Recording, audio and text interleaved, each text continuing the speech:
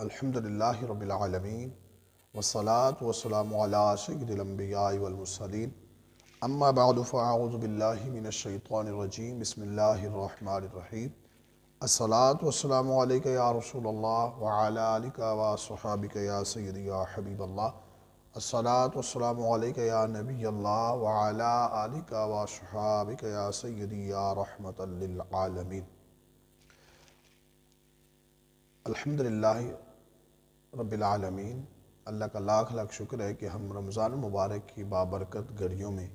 داخل ہو چکے۔ یہ اللہ پاک کا عظیم احسان ہے کہ اس نے زندگی میں ہمیں پھر رمضان مبارک کی بہاریں عطا فرمائیں۔ اللہ کریم ہم سب کو خوب رمضان مبارک کے اندر عبادت کی توفیق عطا فرمائے۔ آؤ اختلاف ختم کرنے کے سلسلے میں قسط نمبر 3 کے لیے حاضر ہیں، جس کا عنوان ہے، جس کا موضوع ہے رسول پاک صلی اللہ تعالی علیہ وآلہ وسلم کے والدین مومن تھے یا کہ نہیں۔ اس میں بھی طرح طرح کے لوگ شکوک و شبہات کا شکار ہو جاتے ہیں کہ معاذ اللہ کچھ لوگ ایسے ہیں کہ جو ہمارے پیارے آقا صلی اللہ تعالی علیہ وآلہ وسلم کے والدین کو مومن نہیں مانتے، جنتی نہیں کہتے، بلکہ ان کے نزدیک وہ معاذ اللہ کافر ہیں اور جہنمی ہیں، اور خوش نصیب مسلمان جو ہیں وہ رسول پاک صلی اللہ تعالی علیہ وآلہ وسلم کے والدین کو جنتی مانتے ہیں، مومن مانتے ہیں۔ تو شاید کہ جو مومن نہیں مانتے ان کے ذہن میں بھی کوئی حدیث پاک ہوگی، جو مومن مانتے ہیں، جنتی مانتے ہیں، ان کے پاس بھی دلائل ہوں گے۔ تو اس کے حوالہ سے آج میں یہ آپ کے گوش گزار کرنے لگا ہوں کہ دونوں طرح کی احادیث مبارکہ ہے اور دونوں میں تعارض ہے، تو اس تعارض کا حل کیا ہے؟ کیونکہ آؤ اختلاف ختم کرو یا کم کرو موضوع ہے، تو اس کے متعلق یہ دونوں حدیثیں میں پڑھوں گا، آپ کے گوش گزار کروں گا، اور پھر درمیانہ رستہ جس کو تطبیق کہتے ہیں وہ بھی انشاءاللہ ہم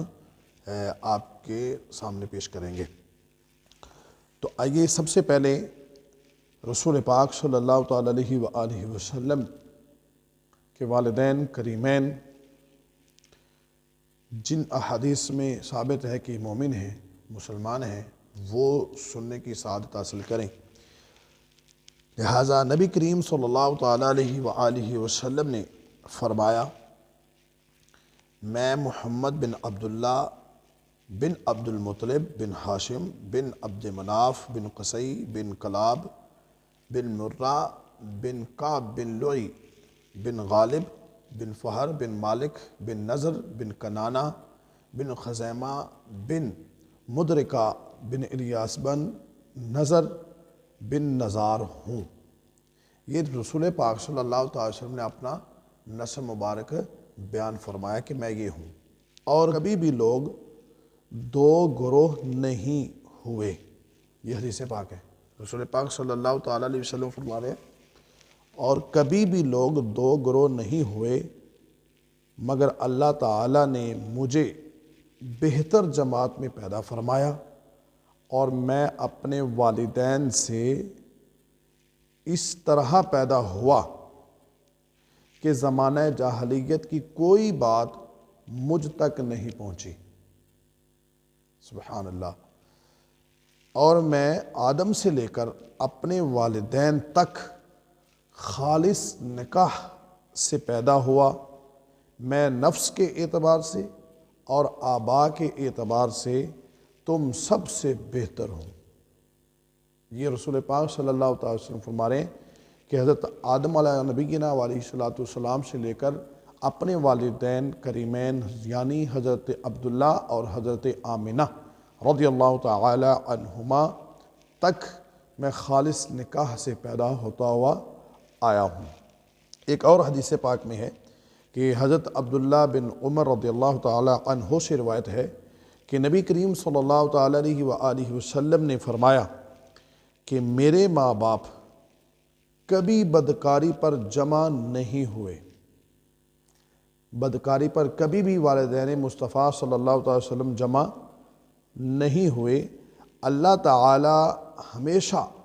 مجھے پاک پشتوں سے پاک رحموں میں منتقل فرماتا رہا جو صاف اور مہذب تھی۔ سبحان اللہ۔ ان دو احادیث مبارکہ سے یہ پتہ چلا کہ رسول پاک صلی اللہ تعالیٰ علیہ وآلہ وسلم کے والدین مومن ہیں، مسلمان ہیں، نکاح ہوتے رہے، اور رسول پاک صلی اللہ تعالیٰ علیہ وآلہ وسلم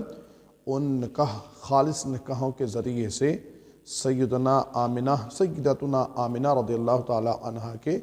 رحم کے اندر تشریف لائے۔ اب وہ جو لوگ سمجھتے ہیں کہ رسول پاک صلی اللہ تعالی وسلم کے والد یا والدین معاذ اللہ مومن نہیں ہے، ان کے حوالے سے وہ کیا حدیث پاک ان کے ذہن میں کیا ہوگی کہ وہ حدیث پاک اس طرح ہے کہ رسول اللہ صلی اللہ تعالی علیہ وآلہ وسلم نے فرمایا میرا اور تمہارا دونوں کا باپ جہنمی ہے۔ اس میں تو حضور صلی اللہ تعالی وسلم صراحت کے ساتھ، یعنی جو ابھی ایک حدیث پاک میں نے عرض کی کہ میرا اور تمہارا والد باپ جہنمی ہے، اب اس حدیث پاک کے اندر نبی آخر الزمان صلی اللہ تعالی وسلم بڑی صراحت کے ساتھ اپنے والد کے جہنمی ہونے کا اقرار کر رہے ہیں، جس سے ثابت ہوا کہ آپ صلی اللہ علیہ وسلم کے والدین مومن نہیں تھے۔ اب یہ دو طرح کی میں نے حدیثیں آپ سے شیئر کی ہیں۔ پہلی میں یہ کہ رسول پاک صلی اللہ تعالی وسلم نے فرمایا کہ میں پاک پشتوں سے پاک رحموں کی طرف منتقل ہوتا ہوا آیا ہوں، اور حضرت آدم علیہ نبینا علیہ الصلوۃ والسلام سے لے کر حضرت عبداللہ رضی اللہ تعالی عنہ تک خالص نکاح کے ذریعے میں پیدا ہوتا ہوا آیا ہوں۔ اور دوسری حدیث پاک میں رسول پاک صلی اللہ تعالی علیہ وآلہ وسلم نے ارشاد فرمایا کہ میرا اور تمہارا باپ جہنمی ہے، جس سے واضح پتہ چل رہا ہے کہ رسول پاک صلی اللہ تعالی وسلم کے والد جو ہیں والدین وہ مومن نہیں ہیں، کیونکہ صراحت کے ساتھ واضح الفاظ میں نبی کریم صلی اللہ تعالی علیہ وسلم نے باپ کا نام لیا۔ یہ تو دو طرح کی احادیث مبارکہ تھیں۔ اب ہم نے کیسے ان پہ تطبیق کرنی ہے، کیسے ان کے تعارض کو ختم کرنا ہے، کیسے ان کے اختلاف کو ختم کرنا ہے، وہ ایسی ہے کہ ایک حدیث پاک، اس حدیث پاک میں جس میں آپ نے فرمایا کہ میرا اور تمہارا باپ جہنمی ہے، اس میں جو باپ کا لفظ استعمال ہوا یہ رسول پاک صلی اللہ تعالی علیہ وآلہ وسلم کہ باپ حضرت عبداللہ رضی اللہ تعالی عنہ اس سے مراد نہیں ہے، بلکہ اس باپ کہنے سے مراد رسول پاک صلی اللہ تعالی علیہ وآلہ وسلم کے چچا ابو طالب مراد ہیں۔ اور یہ اہل عرب کا بھی طریقہ کار ہے کہ اپنے چچا کو بھی ابو کہہ کر پکارا جاتا ہے، اور ابھی بھی بہت سارے جگہوں پر ایسا ہوتا ہے کہ تائے کو بھی ابو بول دیتے ہیں، نانا کو بھی ابو بول دیتے ہیں، دادا کو بھی ابو بول دیتے ہیں، چچا کو بھی ابو بول دیتے ہیں، تائے کو بھی ابو بول دیتے ہیں۔ آپ ہمارے زمانے میں بھی یہ چیز ابھی بھی ایسی صورتحال پائی جاتی ہے، اور جبکہ اہل عرب کے ہاں تو یہ چیز معروف تھی کہ چچا کو ابو کہہ کر پکارا جاتا تھا، باپ کہہ کر ان کو پکارا جاتا تھا۔ تو کہتے کہ اب اس سے یہ پتہ چلا کہ جو رسول پاک صلی اللہ تعالی وسلم نے فرمایا نا کہ میرا اور تمہارا باپ جہنمی ہے، اس سے مراد ابو طالب ہے، کیونکہ اس نے کلمہ نہیں پڑھا تھا، وہ مسلمان نہیں ہوا تھا، گو کہ رسول پاک صلی اللہ تعالی علیہ وآلہ وسلم کی انہوں نے پرورش کی، کفالت کی۔ اس سے ایک ازالہ کرتا چلا جاؤں ایک بات کا، کچھ لوگ نا یہ دلیل دے دیتے ہیں ایمان ابو طالب کے حوالے سے کہ دیکھیں جی حضرت محمد مصطفیٰ صلی اللہ تعالی علیہ وآلہ وسلم ابو طالب کے ہاں اتنی دیر رہے، انہوں نے اتنی پرورش کی، ان کو جوان کیا، تو وہ اگر مسلمان نہیں ہے تو پھر اور کون ہوگا؟ تو ایسوں کی عقل کے حوالے سے یہ عقلی ہی جواب اور سوال ہے کہ کہ دیکھیں یہ معیار نہیں ہے، یہ اصول نہیں ہے، یہ دلیل نہیں ہے کہ جی انہوں نے خدمت کی ہے تو لہٰذا وہ کیا ہو جائیں گے، مسلمان ہو جائیں گے، ان کو مسلمان مانا جائے، جب کہ انہوں نے کلمہ پڑھا ہی نہ ہو، وہ اپنی برادری کی وجہ سے کلمہ نہ پڑھتے ہوں، تو ایسے کو ہم زبردستی کیسے مسلمان مانیں؟ اب دیکھیں، سب سے پہلے میں بات یہ کرتا ہوں کہ اگر وہ ابو طالب مسلمان ہو تو ہمیں خوش ہونا چاہیے، ہمیں تو خوشی ہے کہ میرے نبی صلی اللہ علیہ وسلم کے چچا ابو طالب جو مسلمان ہیں، اس میں کسی کو کوئی اعتراض ہوگا؟ کسی کو اعتراض نہیں ہوگا، بلکہ خوشی ہوگی کہ میرے نبی صلی اللہ علیہ وسلم کی امت میں ایک اور فرد کا اضافہ ہو گیا۔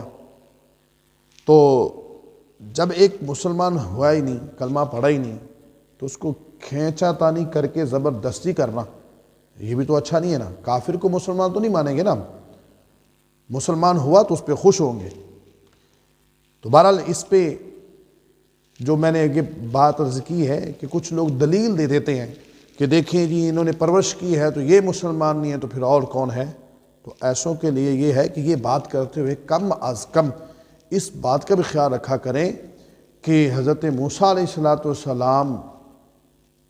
کس کے گھر میں پرورش انہوں نے پائی ہے؟ فرعون کے گھر میں، اور فرعون تو خدائی کا دعویٰ کرتا تھا، بدترین دشمن تھا۔ اب اس کے بارے میں کیا خیال ہوگا کہ فرعون بھی پھر کیا ہے؟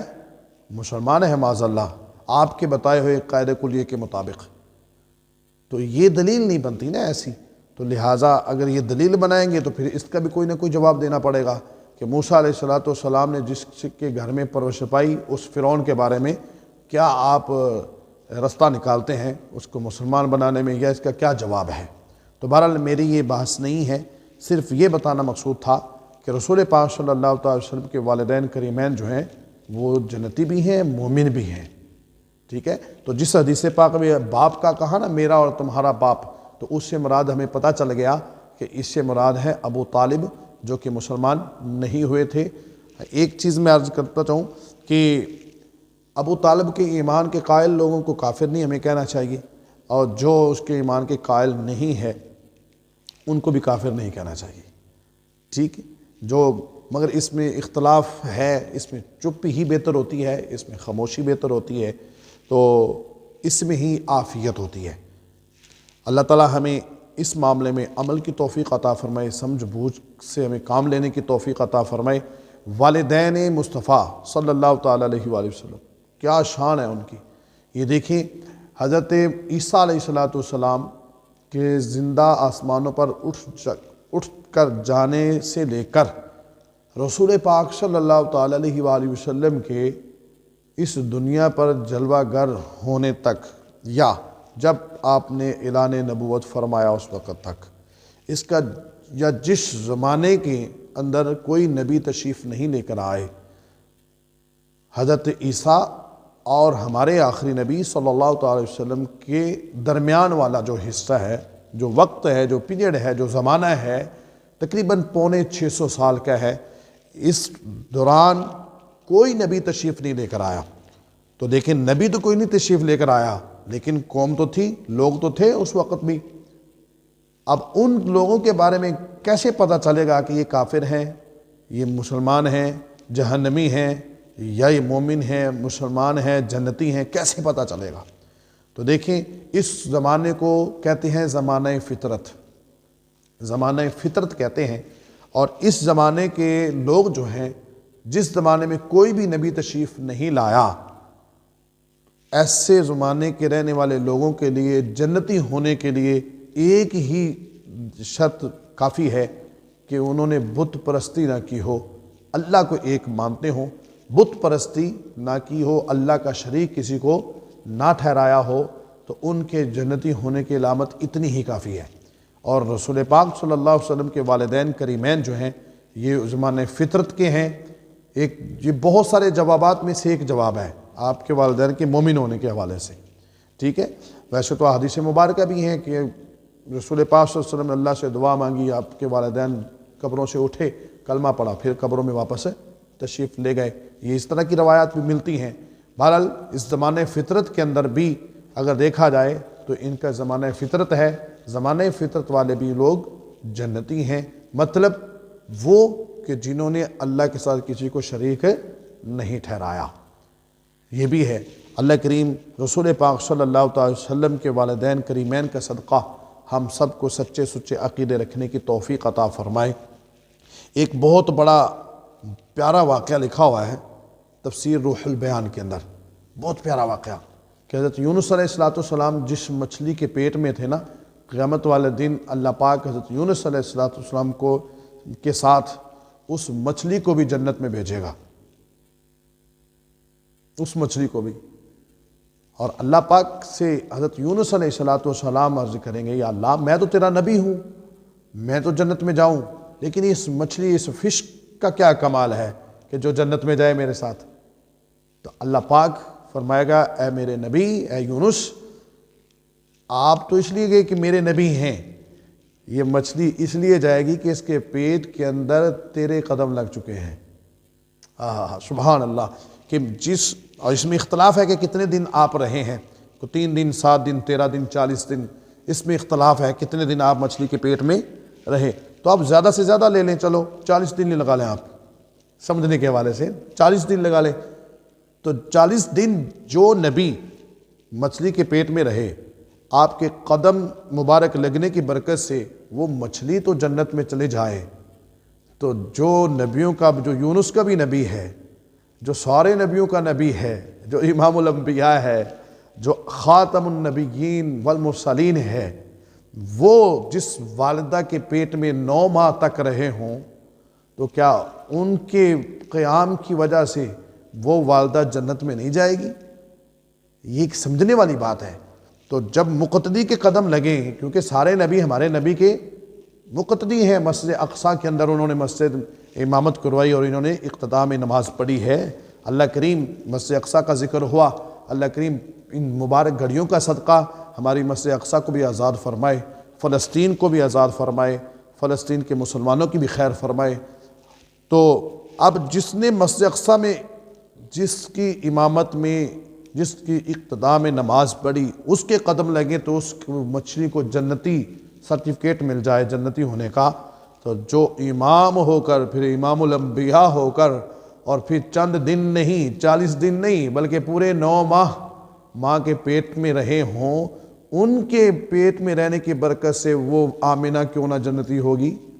یہ چیزیں سمجھنے والی ہیں۔ تو باتیں تب سمجھ آتی ہیں جب رسول پاک صلی اللہ علیہ وسلم کا عشق، سرکار کا ادب، سرکار کے والدین کا ادب، سرکار علی وقار صلی اللہ تعالی علیہ وآلہ وسلم کے صحابہ کا ادب، سرکار کے ساتھ نسبت رکھنے والی ہر ایک چیز کا ادب جب بندہ کرتا ہے، تو اللہ کے فضل و کرم سے اس کو یہ چھوٹے موٹے جو وسوسے ہوتے ہیں وہ ایٹومیٹکلی دم توڑ جاتے ہیں، تو سمجھ آ جاتی ہے۔ تو نتیجہ یہ نکلا کہ ہمارے رسول پاک صلی اللہ علیہ وسلم کے والدین کریمین جو ہیں وہ جنتی ہیں، وہ مومن ہیں، اس میں کسی قسم کا کسی کو شک نہیں ہونا چاہیے۔ اب دیکھیں نا، ہم آپ کے اور میرے والدین کو کہے، برا بھلا کہے، تو ہم اس سے برداشت نہیں کرتے یار، ہم اس کو ہضم نہیں کرتے اس کے جملے کو۔ تو جب ہمارے امام الانبیاء صلی اللہ علیہ وسلم کے بارے کے، ان کے والدین کے بارے میں کوئی یہ کہتا ہے تو میرے آقا صلی اللہ علیہ وسلم کا دل نہیں دکھتا؟ یہ کہتے وقت بلکہ سوچتے وقت کروڑ بار یہ سوچنا چاہیے کہ میں کس طرح کے جملے اپنی زبان سے نکالنے لگا ہوں، علم ہو یا نہ ہو، مگر پھر بھی یہ چیز ذہن میں نہیں آنی چاہیے۔ اللہ کریم ہمیں عمل کی توفیق عطا فرمائے، آمین، بجاہ خاتم النبیین وما علیہ الا البلاغ المبین۔